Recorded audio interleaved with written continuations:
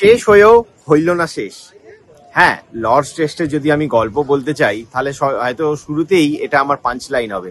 মানে খুব এত কাছে এসেও হয়তো ফিনিশিং লাইনে আমরা পৌঁছতে পারলাম না। মানে এর থেকে মনে হয় যেন বড় মার্জিনে হারলে হয়তো দুঃখটা কম হতো। যাই হোক, লর্ডস টেস্টে একটা অসাধারণ ফাইট ব্যাক দেখলাম আমরা ভারতীয় টিমের কাছ থেকে, কিন্তু আলটিমেটলি আমরা ম্যাচটা হেরে গেলাম। এই সিরিজটা যদি আমি বলি, ওভারঅল ইন্ডিয়া ইংল্যান্ড যে এই সিরিজটা হচ্ছে, সিরিজে 3টে টেস্ট ম্যাচই 5-5 দিন চলেছে। তার প্রতিটা সেশন হয়েছে, মানে 3টে টেস্ট ম্যাচে আমরা 45টা সেশন দেখতে পেয়েছি, এবং 45টা সেশনের মধ্যে মেজরিটি অফ দ্য সেশনস কিন্তু ভারত জিতেছে। কিন্তু তবুও আজকে যদি আমি আমার পেছনে এই সিরিজের স্কোর লাইনটা দেখি, সেই স্কোর লাইনে কিন্তু দেখাবে ইংল্যান্ড 2 ইন্ডিয়া 1। আমরা এই সিরিজে ভালো খেলেও পিছিয়ে পড়লাম। শুভমন গিলের দল অফকোর্স এটা খুব ডিসঅ্যাপয়েন্টিং ফিনিশ। রবীন্দ্র জাডেজার ব্যাটিং নিয়ে ক্রিটিসিজমও হচ্ছে অনেকটা, যে তিনি হয়তো আরেকটু অ্যাটাকিং খেলতে পারতেন, বা যেমন যে তিনি যখন সিরাজকে স্ট্রাইকটা দিলেন এগেনস্টে, বাশিরের এগেনস্টে, সেটা নিয়ে ক্রিটিসিজম হচ্ছে। যদিও আমার মনে হয় ইট ওয়াজ এ গুড স্ট্র্যাটেজিক কল, কেননা বাশিরের এগেনস্টে সিরাজ কমফোর্টেবলি মনে হচ্ছিল, এবং আউটটাও খুব আনফর্চুনেট ওয়েতে হলো। ওভারঅল এই সিরিজের পরিপ্রেক্ষিতে যদি দেখি, আমি বলবো আমরা হয়তো কিছু কিছু জায়গায় কি মোমেন্টগুলোকে গ্র্যাব করতে পারছি না, ধরতে পারছি না। যেমন আমাদের লিডসে যখন আমরা হারলাম, আমাদের কাছে ওই লিডস টেস্ট ম্যাচের সময় দুটো ইনিংসেই সুযোগ ছিল ব্যাট হাতে ইংল্যান্ডকে সিরিজের ম্যাচের বাইরে বার করে দেওয়ার, সেটা আমরা করতে পারিনি। এবং ফাইনাল দিনে ওয়েদার আমাদের ফেভারে থাকা সত্ত্বেও একটা বড় রান ইংল্যান্ড চেস করে নিয়ে চলে গেল।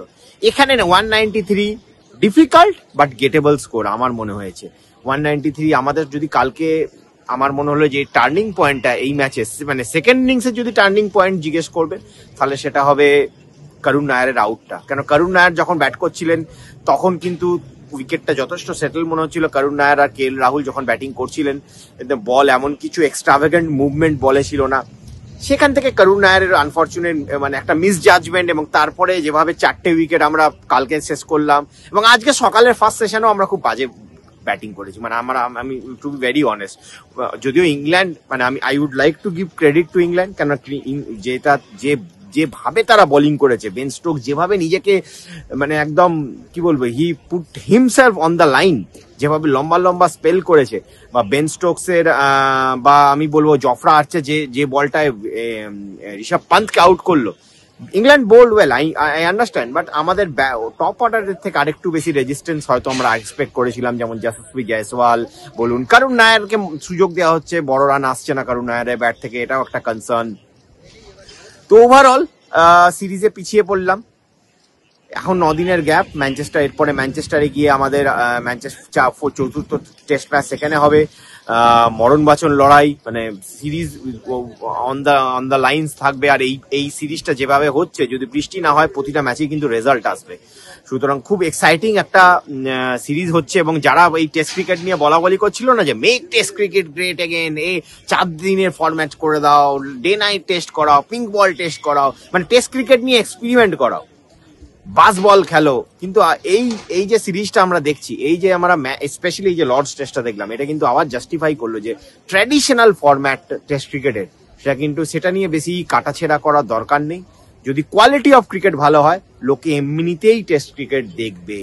এই বলেই আমি আমার আজকের প্রতিবেদনটা এখান থেকে শেষ করব। এই আইকনিক ভেন্যু, আমার পেছনে লর্ডস এর মেম্বার্স প্যাভিলিয়ন আপনারা দেখতে পাচ্ছেন, এবং এই আইকনিক ভেন্যু থেকে আমরা এই লর্ডস টেস্টের জার্নি, আমাদের টিম রেস স্পোর্টসের পক্ষ থেকে আমি মানে এই জার্নিতে আপনাদের থাকার জন্য অনেক অনেক ধন্যবাদ।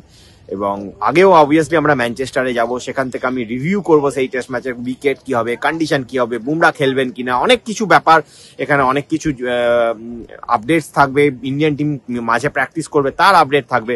সমস্ত আপডেট নিয়ে আমি সন্দীপন ব্যানার্জি রেস স্পোর্টস এবং রেস স্পোর্টস ক্রিকেটে আপনাদের সঙ্গে থাকবো। লর্ডস ক্রিকেট গ্রাউন্ড থেকে সন্দীপন ব্যানার্জি।